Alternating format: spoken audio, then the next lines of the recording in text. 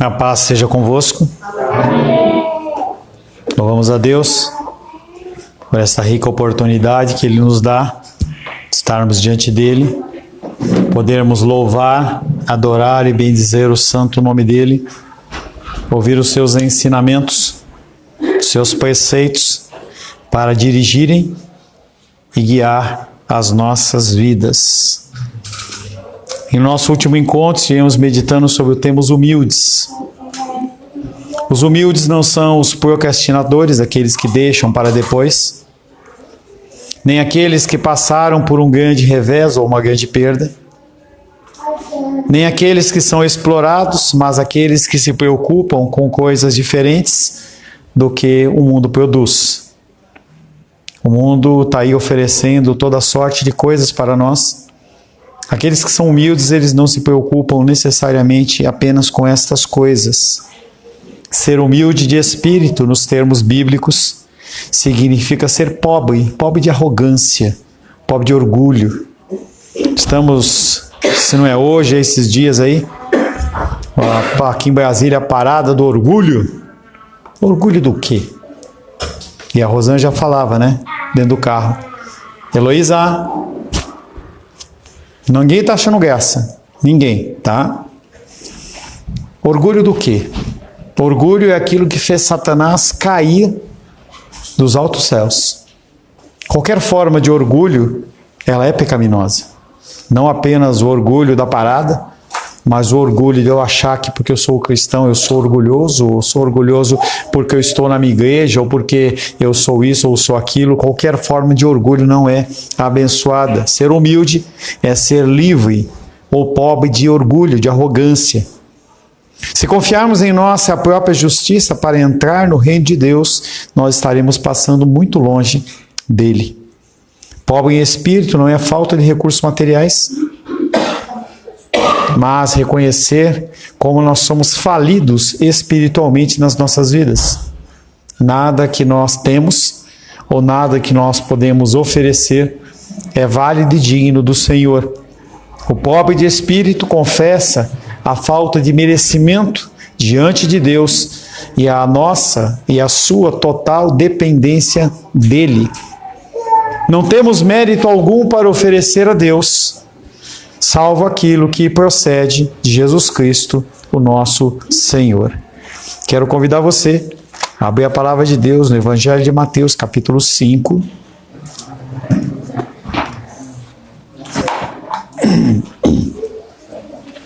Evangelho de Mateus, capítulo 5, versos 1 em diante. Vamos ficar de pé em reverência à palavra de Deus. Evangelho de Mateus, capítulo 5, versos de 1 em diante. Assim diz a palavra de Deus. Vendo Jesus as multidões, subiu ao monte e, como se assentasse, aproximaram-se os seus discípulos e ele passou a ensiná-los, dizendo: Bem-aventurados os humildes de espírito, porque deles é o reino dos céus. Bem-aventurados os que choram, porque serão consolados. Bem-aventurados os mansos, porque herdarão a terra. Bem-aventurados os que têm fome e sede de justiça, porque serão fartos. Bem-aventurados os misericordiosos, porque alcançarão misericórdia. Bem-aventurados os limpos de coração, porque verão a Deus. Bem-aventurados os pacificadores, porque serão chamados filhos de Deus. Bem-aventurados os perseguidos por causa da justiça, porque deles é o reino dos céus. Bem-aventurados sois quando por minha causa vos injuriarem e vos perseguirem, e mentindo disserem todo mal contra vós. Regozijai-vos e exultai, porque é grande o vosso galardão nos céus, pois assim perseguiram aos profetas que viveram antes de vós. Palavra do Senhor, amém?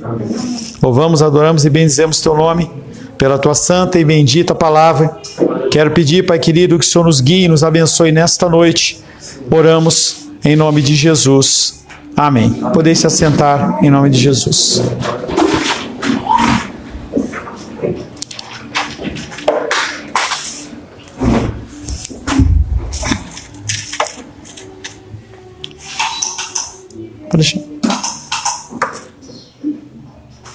A palavra de hoje tem como título: Os que choram e os que são mansos. Nós vamos meditar dentro de duas bem-aventuranças. Já trabalhamos o conceito da bem-aventurança, que não tem a ver com você ser feliz, mas tem a ver com você ter cumprido o papel ao qual Deus designou a você. Todos nós temos papéis a serem designados, cumpridos. E o primeiro deles, dentro da nossa meditação de hoje, é o Mateus capítulo 5, verso 4, que diz: bem-aventurados os que choram, porque serão consolados. Não é um choro qualquer, é um choro específico, talvez um choro pela mulher cantando com essa voz parecendo de um gato sendo enforcado, mas não é também esse choro, é um choro muito mais específico. A primeira bem-aventurança qualifica o ser que é humilde, como humilde de espírito, e aqui Jesus está falando daqueles que choram pelos pecados em arrependimento. O arrependimento, o choro, ele tem a ver com você se sentir entristecido.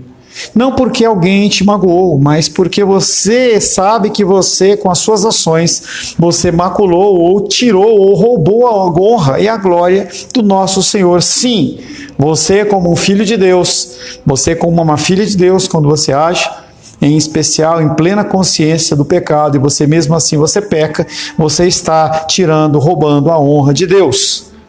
Os que choram, mas que permanecem afastados de Deus, nunca receberão o consolo prometido aqui.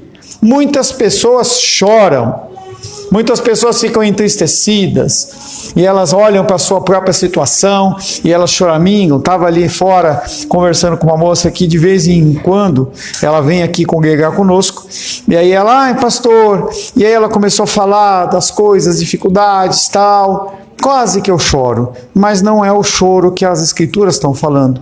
O choro que tem consolo, o choro que realmente deve ser manifesto, é o choro na presença do Senhor pelos pecados assim cometidos.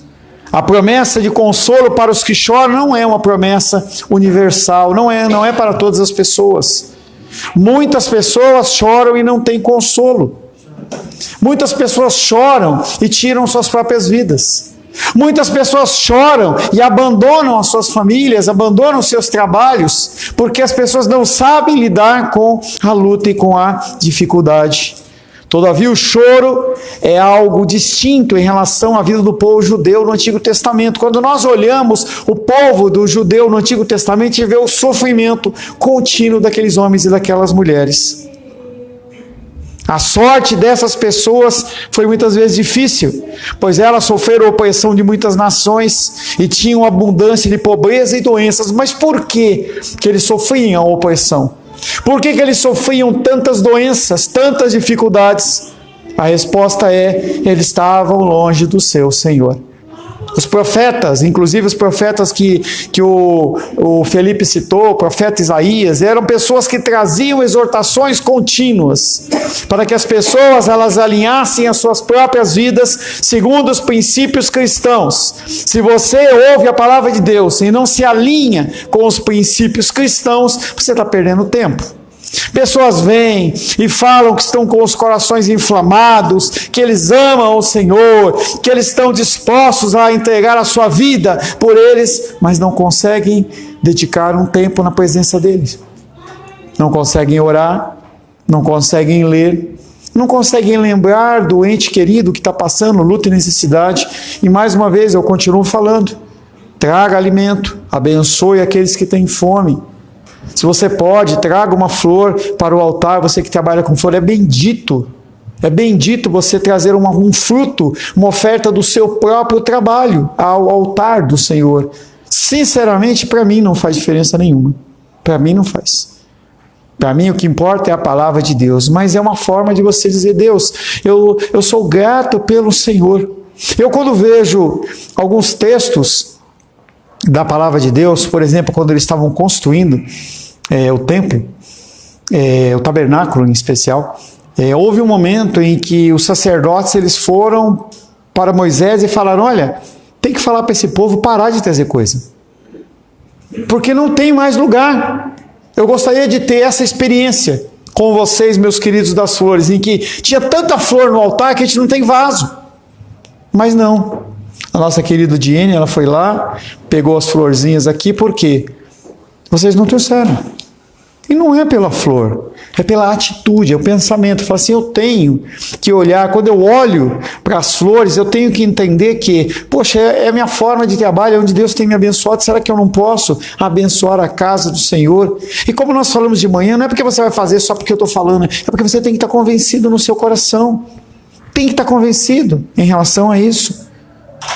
O choro era tão integrante da vida daquelas pessoas, dos judeus, nas Escrituras, que eles olhavam e ficavam pensando quão bom era naquele tempo, naquele momento em que a gente tinha o templo, que a gente tinha o tabernáculo. Quando se tem a destruição do primeiro templo e se constrói o segundo, eles olham e falam assim, poxa, nós choramos porque a gente lembrava daquele tempo. Eclesiastes 7,4 diz, o coração dos sábios está na casa do luto, mas o dos insensatos na casa da alegria. Na época do luto é que realmente as pessoas elas mostram quem elas são. Na alegria, às vezes envolta por uma bebida alcoólica, pelo motivo da alegria, a pessoa ela se solta, mas não é ela mesma, ela está mostrando alguma coisa que os outros vão mostrar, vão querer ver. Mas no momento de luto, a pessoa mostra quem realmente ela é. Até entendermos que um sofrimento tem mais valor do que 1000 alegrias, pasme, é mais importante você ter um sofrimento do que 1000 alegrias, jamais poderemos compreender o que o cristianismo está tentando fazer conosco. Se toda vez que Deus ele impõe sobre a sua vida uma luta, uma dificuldade, um revés, e não é o diabo, é Deus, e ele arrocha a sua vida, e ele traz um impedimento, ele traz uma dor física, uma dor emocional, e você não consegue entender que aquilo ali é o trabalhar de Deus, você está demonstrando que você não entende o cerne do cristianismo, que tem a ver com dor. A lição maior que nós temos é a de João 3,16, em que ele entregou o seu Filho amado para morrer na cruz do Calvário por mim e por você. Concretizado lá no fim do Evangelho de Mateus, no fim dos Evangelhos, em que ele entrega a sua própria vida para morrer por nós. Não está no momento da festa da boda de Caná da Galileia, ali não está o principal ensinamento. O principal ensinamento não está no momento em que Jesus dançava, não estava lá no momento que ele ressuscitou Lázaro. O maior ensino está na cruz, e cruz é dor, é sofrimento. E os cristãos eles ficam buscando as alegrias. Não tem alegria no cristianismo. O cristianismo é dor. Quando nós cantamos o último hino, falando dessa condição do exilado, você tem que entender que você está buscando algo muito maior. E não é para você estancar a sua vida aqui, mas você não pode olhar apenas para isso que vive aqui. Se alegre com as coisas que o Senhor permite, se o Senhor assim o permitir, amanhã eu vou estar lá com a minha mamãe. Alegria. Mas não é esse o cerne do cristianismo. Se o seu entendimento de cristianismo é aquilo que ele pode te dar, você está em outra religião que não o cristianismo. Nosso Senhor era conhecido como homem de dores. Isaías 53:3 fala, ele era um homem de dores, sabia o que era padecer e sofrer, e ele estava familiarizado com o sofrimento. Há um choro sem ser o choro pelo pecado, que faz parte da vida do crente até o dia de hoje. Quando Maria e José levaram Jesus ao templo para apresentá-lo, Simeão viu o menino e disse, Lucas capítulo 2, verso 29 e 30, agora, Senhor, podes despedir em paz o teu servo, segundo a tua palavra, porque os meus olhos já viram a tua salvação. Não é a libertação de Israel, não é a construção do templo, não é a riqueza dele, mas os olhos dele queriam ouvir, queriam ver a figura do Salvador. Ele já tinha olhado para aquilo, não tem coisa mais importante. E as pessoas estão esperando Deus restituir alguma coisa que não vai ter restituição. O melhor de Deus não está por vir, o melhor de Deus já veio. E ele habita no meu coração e no seu coração. Esse foi um momento maravilhoso na história da redenção. No verso 25, pouco antes desse relato, Simeão era um homem justo e piedoso que esperava a consolação de Israel. O que é esta consolação de Israel? Não é o Espírito Santo.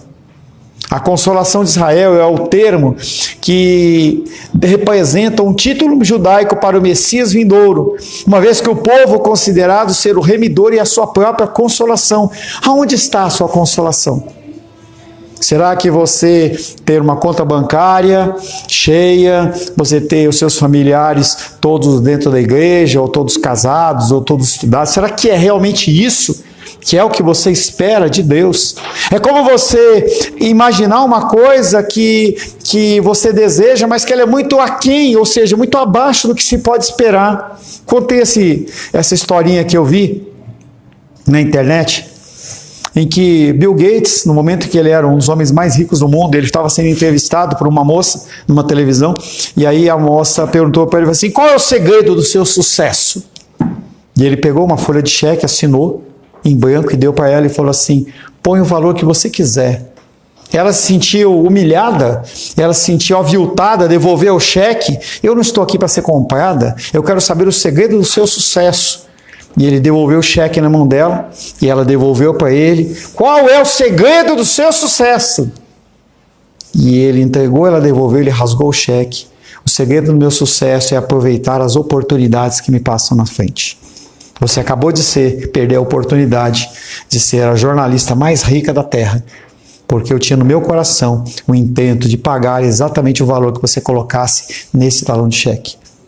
E a gente vê coisas como essa nas Escrituras Sagradas, em que o profeta fala: fere a terra contra os filisteus, e ele vai lá e fere umas vezes, fere duas, e ele fala: se você ferisse 3, 4, 5, 6 vezes, você acabaria com esse povo, mas porque você não fez, você não vai aproveitar, e você ainda vai continuar sendo assolado por ele. Essa condição de você ter a oportunidade de você ouvir a palavra de Deus, de você ter o Consolador de Israel dentro do seu coração, enquanto eles estão lá, com a cabecinha lá, esperando, orando, você já tem. Não há nada mais importante. O Novo Testamento fala várias vezes sobre o ministério do Espírito Santo, aquele que traz a consolação e enxuga as lágrimas do povo de Deus. Quando perdemos um ente querido, nós choramos, e é normal. Mas choramos sabendo que as lágrimas se transformarão em algum dia em alegria, no consolo no dia da ressurreição. A perda de um ente querido, nós temos que começar a olhar para esse tipo de perda não como uma coisa que é uma dor eterna, mas uma coisa que tem que trazer-nos alívio no nosso coração, de certa forma. E que nós temos que olhar para essa pessoa está junto com o Senhor. E nós estamos indo para alcançar. Há tristeza humana, mas ela tem que passar. Porque sim, a tristeza ela existe realmente, se você imaginar que uma pessoa não está nos pés do Senhor. Aí é momento de chorar mesmo. Aí é momento de tristeza. Portanto, se quisermos qualificar esta bem-aventurança, devemos fazê-lo assim: bem-aventurados os justos, os filhos que choram, porque eles serão consolados, em referência a toda a dor que nós sofremos no mundo. Receber o consolo apenas no nível humano é uma experiência destituída de Cristo. É algo que no velório eu falo. Falei no velório do Rafael, falei no velório do irmão do Alice, em que o que é que o meu consolo, o que os meus pêsames ou que o meu abraço vai trazer de cura no coração daquela pessoa que perdeu seu ente querido? Nada. É como uma gota d'água caindo na frigideira. Absolutamente nada. É por isso que qualquer consolo humano apenas, ele é destituído de Cristo, não resolve nada. Conta um pastor que quando ele era uma criança, às vezes ele se machucava brincando na rua, recebia provocações, e quando isso acontecia, ele voltava para casa chorando ainda. E a mãe dele, que estava sempre ocupada na cozinha, usava a borda do avental para enxugar as lágrimas dele. Mas ele voltava sempre novamente a chorar. E esse pastor, ele fala que quando ele imagina Apocalipse 21:4, que fala que o Senhor enxugará todas as nossas lágrimas de uma vez por todas. Não haverá mais lágrimas, não haverá mais tristeza, não haverá mais pranto, nem choro, nem ranger de dentes. Será que não vale o nosso investimento nos dias de hoje para nós alcançarmos a glória celestial? Por mais consolador que fosse sentir a barra do avental, aquele pastor diz, ele iria voltar a chorar. Jesus, ele olha um exemplo semelhante em relação à água, em que a pessoa ela pode tomar a água do poço, mas ela vai voltar a tomar água e vai voltar a ter sede. Mas a palavra de Deus é uma palavra que faz com que nós tenhamos a satisfação e daquela água nós não tenhamos mais sede. porque ela nos preenche dia após dia. Também há o choro decorrente do pecado, que é o choro que nós começamos falando. Na teologia fazemos uma importante distinção entre dois tipos de arrependimento. Um deles que é mais semelhante ao remorso, tem a ver com você ser pego no flagra em relação a uma coisa.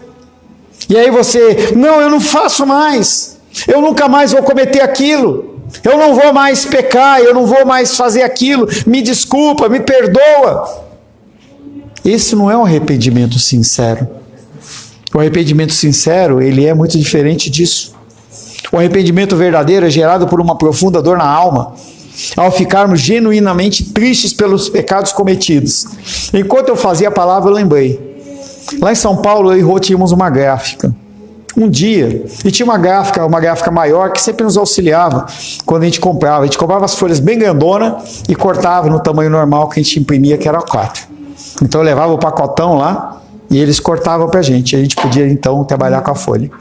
E eu fui lá, como eu fiz essas outras vezes, coloquei, e eu estava distraído, engatei a ré, manobrei no meio da rua, e quando eu vi, eu encostei na lateral de um Uno.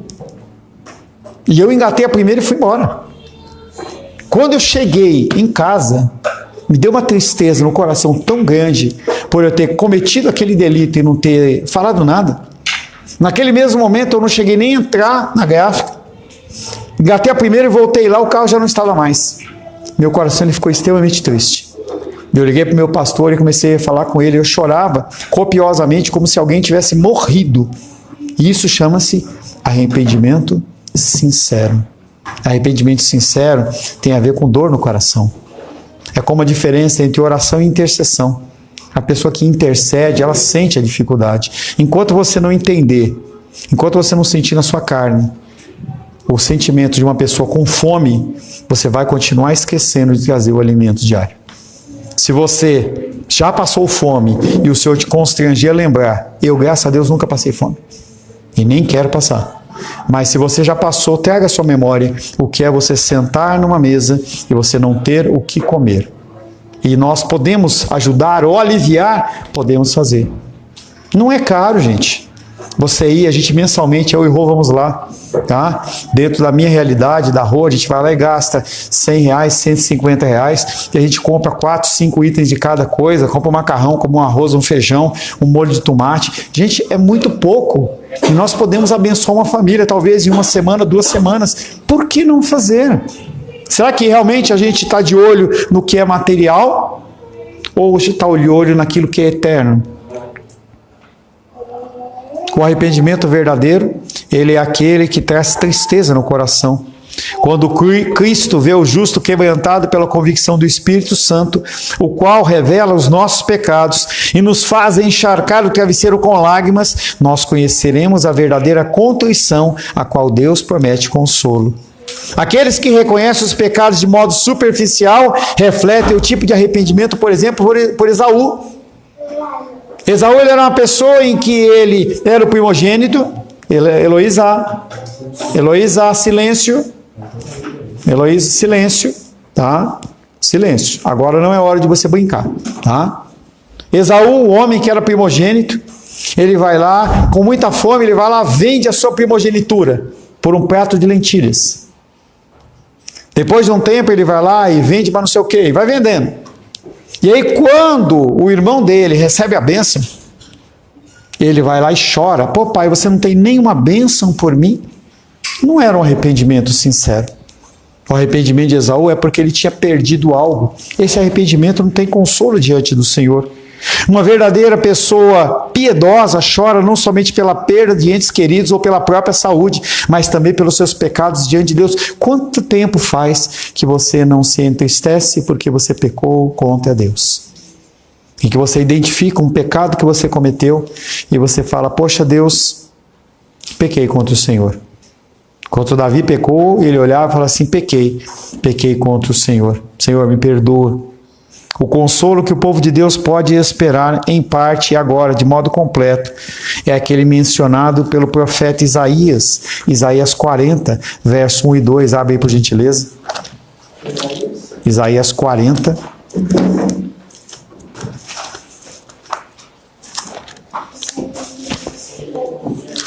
Isaías 40,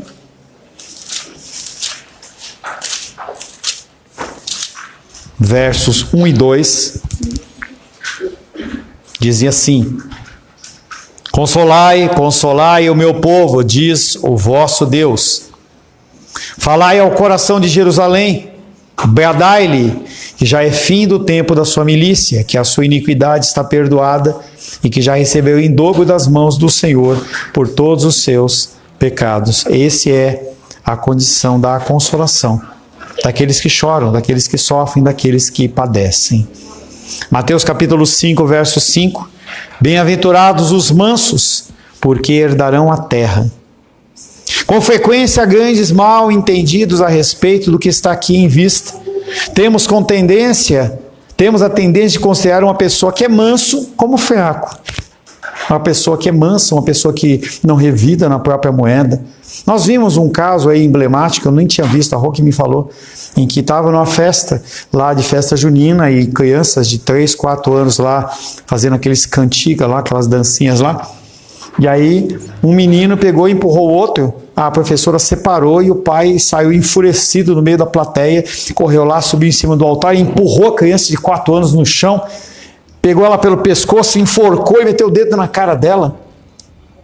E aí o pai, ele solta o menino, aí o pai levanta em defesa da honra do filho dele. E aí a pergunta é, o que nós deveríamos ter feito? O que seria o proceder cristão ali? E aí a gente entrou, eu, Rosângela e Luiz, estávamos conversando sobre isso. O que será que é o certo? Será que aquela pessoa, ela não tomar a vias de fato, ela, por ser mansa, ela é tola? Ou será que nós agiríamos como o segundo pai que foi lá e encheu o cara de bofete lá? O ser humano, dentro do mundo natural, ele vai falar, se uma pessoa que age dessa maneira, ele é um fraco.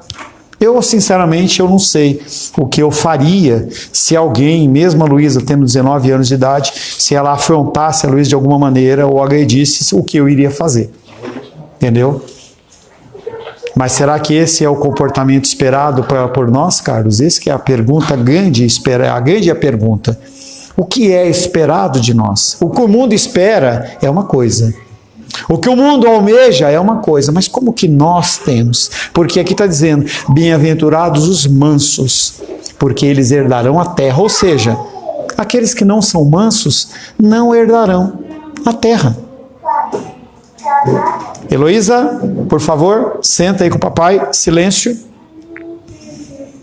Essa característica parece descrever alguém desprovido de determinação ou coragem, mas não é, de modo algum, o significado do conceito bíblico. Mansidão é uma qualidade manifesta por pessoas extremamente fortes, que a despeito disso não empregam força ou poder para oprimir os outros ou destruí-los. E eu lembro que quando eu fiz artes marciais, eu lembrava que o ensino fundamental das artes marciais é: você não tem que aprender para bater em ninguém. Você não tem que demonstrar a sua força através desta habilidade que você desenvolve, seja karatê, jiu-jitsu, muay thai, qualquer que seja. Você tem uma arma nas suas mãos e você usá-la, não quer dizer que você é uma pessoa forte. Não quer dizer que você é uma pessoa dominadora. Mas com certeza não é uma pessoa que é mansa. Talvez uma das maiores dificuldades dentro das artes marciais não é aprender a arte marcial, e sim não utilizá-la de maneira irreverente e sair brigando na rua. O modelo supremo da mansidão no Antigo Testamento foi Moisés, e sabemos que ele foi um dos homens mais poderosos da história humana. Ele utilizou com benignidade sua força e o poder concedido por Deus. Houve um homem, porém, no Novo Testamento, que era muito mais forte do que Moisés, nosso Senhor Jesus. Isaías 42:3 diz que ele não esmagaria a cana quebrada. Não esmagar a cana quebrada é uma promessa de Deus, que ele não vai abandonar aqueles que estão sofrendo. Ele não vai abandonar aqueles que deixaram de revidar, mas que agiram como pessoas mansas. Ele oferecerá cuidado, restauração, renovação. Ele procura reacender a esperança e a fé daqueles que estão com a fé vacilante ou talvez quase extinta.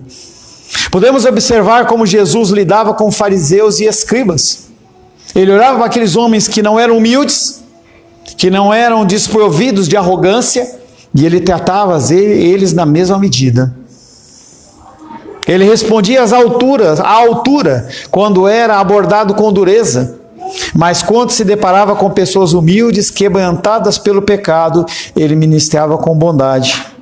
Ter espírito ensinável é uma coisa essencial. O que é ter um espírito ensinável? É estar disposto a abrir mão dos conceitos que você tem no seu coração, conceitos que você construiu durante toda a sua vida, por um conceito melhor. Eu não vou ser uma pessoa grosseira, mas eu vou ser uma pessoa mansa. Eu não vou levar as coisas às vias de fato, mas eu vou ser uma pessoa mansa. Um espírito ensinável se refere a uma disposição humilde e aberta a aprender e ser corrigido, especialmente no contexto da fé e na busca da sabedoria divina. Estava falando com um pastor essa semana, acho que na semana passada, que eu estava preocupado com uma situação de uma igreja, e eu falei assim, me preocupa porque não tem um substituto para esse pastor. Ele falou, não tem sim, tem fulano. O único problema dele é que ele não sabe, que não gosta ou não sabe ser exortado dentro das coisas espirituais. Falei, ou seja, a única coisa que ele deveria ser era humilde e ele não é, e você vai falar para mim que ele é um bom candidato a ser pastor dessa igreja? Você está bem equivocado. Ser pastor é você estar aprendendo todos os dias. Todos os dias. Todos os dias. Versículos como Provérbios 3:5, que diz, confie no Senhor e de todo o seu coração, e não se apoie no seu próprio entendimento. Tiago 3,13, que diz, quem é sábio e instruído entre vocês. Versículos como esse mostram como deve ser a nossa conduta em relação ao nosso agir e ao nosso pensar. Nós estamos diante de situações e problemas todos os dias, todos os momentos. Cada dia tem uma nova definição. Quando o Felipe entrou aqui, a Rosângela falou assim, e aí Felipe, como é que você está? Nós temos uma possibilidade da Rayane ficar interna até que a Isabela nasça. Pode ser um mês, pode ser uma semana, pode ser 3 meses.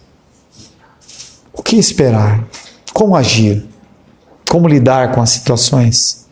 Nós temos situações, dia após dia, temos que resolver. E nós temos que entender que nós não somos sábios e não temos capacitação para resolver os problemas. Bem-aventurados os mansos, porque eles herdarão a terra.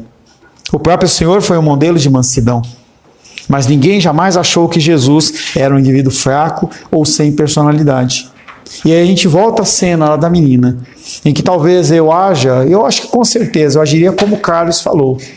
Mas Jesus fala, aquele que bateu no rosto, dá o outro lado. E aí talvez, dentro dessa premissa, tanto eu como Carlos iríamos para o inferno, porque nós não cumprimos o papel da mansidão. Em vez de nós vivermos e mostrarmos um atributo de Cristo, nós mostramos um atributo da nossa carne. Entende como é difícil? A promessa feita aos mansos é a herança da terra. Quando alguém morre e o testamento é lido, os herdeiros são informados a respeito dos bens deixados, talvez uma casa, talvez uma fazenda, mas o que é isso diante de toda a terra? Porque a promessa de Deus não é que você vai ter um lotezinho lá no céu, é um terreninho, uma casa. Não, nós vamos ter toda a terra, porque herdarão a terra, o planeta todo. Levando em conta a vastidão do mundo, essas porções de terra que nós podemos receber aqui em vida, elas são absolutamente nada. Está escrito que nós somos herdeiros de Deus e cordeiros com Cristo. Todas as coisas deste mundo foram dadas a Jesus. E a redenção realizada por Ele não é apenas para os pecados do povo, mas vai haver a redenção deste planeta. 1 Pedro diz que esse planeta ele vai ser renovado pelo fogo. Há uma constituição e uma consideração inicial em que tudo que ele criou era bom. No momento, toda a criação geme. A natureza geme. Os seres humanos gemem. Os animais, as árvores, as florestas, os rios, os mares, tudo geme. As geleiras da Antártida gemem, derretendo por causa da temperatura global. Toda a criação geme enquanto aguarda a redenção dos filhos de Deus. Mas na consumação do seu reino, o Senhor inaugurará um novo céu e uma nova terra que vai ser dominada, Carlos, não pelos bravos, não pelos coléricos, mas pelos mansos. Você consegue enxergar uma forma de agir, um padrão aqui? O fato é que alguns cristãos são chamados para serem humildes de espírito. Outros, ou melhor, o fato não é que uns são chamados para serem humildes de espírito, e outros são chamados para chorar, e outros são chamados para ser mansos. Você não pode escolher o que você vai colocar em prática, você não pode escolher aquilo que você vai comer, o que você vai fazer. Todos esses atributos, e todos os outros que nós vamos ainda meditar, todas essas qualidades, eles têm que ser manifestos na vida do cristão. Todos nós somos chamados para sermos humildes de espírito, em vez de confiar na nossa própria justiça. Todos nós somos chamados a chorar por causa do nosso estado caído. E todos nós somos chamados a demonstrar mansidão, porque a nós foi dada a terra como herança, o consolo futuro e a posse real do reino de Deus. Se nós não olharmos novamente para as tristezas e as dificuldades das nossas vidas como uma forma de Deus agir e nos formar e nos moldar ao que Ele deseja, nós estaremos perdendo, nós estaremos passando longe do reino de Deus. Amém, meus queridos? Senhor, em nome de Jesus, louvamos, adoramos e bendizemos o Teu nome. Agradecemos, Pai querido, pela Tua graça e pelo Teu cuidado. Queremos, Pai, colocar a nossa vida nas Tuas mãos, mais uma vez, pedindo, Pai querido, que o Senhor nos ensine a chorar, que o Senhor nos ensine, Pai querido, a sermos consolados, a sermos mansos, para que nós possamos herdar a vida eterna, que nós não tenhamos o foco apenas nas coisas materiais, mas possamos ter o foco nas coisas que são eternas. Oro em nome de Jesus. Amém. Graças ao nosso bom, querido e amado Deus.